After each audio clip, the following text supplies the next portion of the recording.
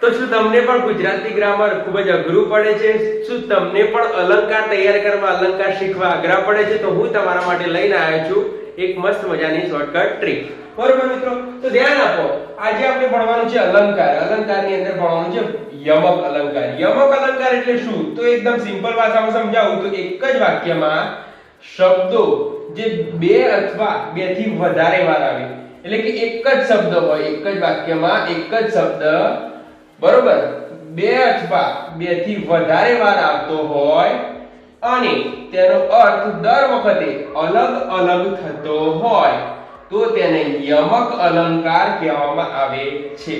તો એનું એક્ઝામ્પલ જોઈએ મિત્રો. તો એનું એક્ઝામ્પલ શું છે? તો એનું એક્ઝામ્પલ છે, જુઓ, અખાડામાં જવા મેં ઘણીવાર અખાડા કર્યા છે.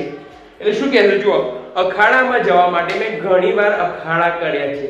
તો એ વખતે અખાડો એટલે કુસ્તીનો અખાડો, બરોબર, અને ઘણીવાર અખાડા એટલે પ્રયત્નો, બરોબર, નવી નવી યુક્તિઓ, બરોબર. તો જુઓ, આ અખાડાનો પણ આખો અલગ અર્થ થાય છે અને આ અખાડાનો પણ આખો અલગ અર્થ થાય છે, બરોબર.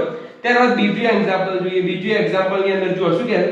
દીવાનથી દરબારમાં દીવાનથી, એટલે કે જુઓ, દીવાનથી, દીવાન છે, બરોબર. તો દીવાનથી, દીવાન એટલે પેલો આપણો શું કહેવાય, દીવાન હોય, બરોબર.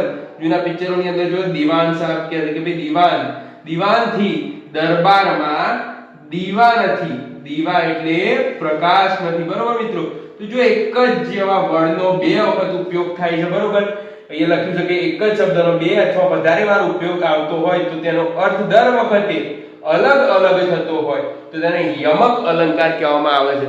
તો આવી જ જોરદાર ટ્રીક તમારે જાણવી હોય તો એજીસ્કા એકેડમીને સબસ્ક્રાઇબ કરો, વિડિયોને લાઈક કરો અને શેર કરો, અને કોમેન્ટની અંદર યમક અલંકારનું એક એક્ઝામ્પલ લખીને જાઓ મિત્રો.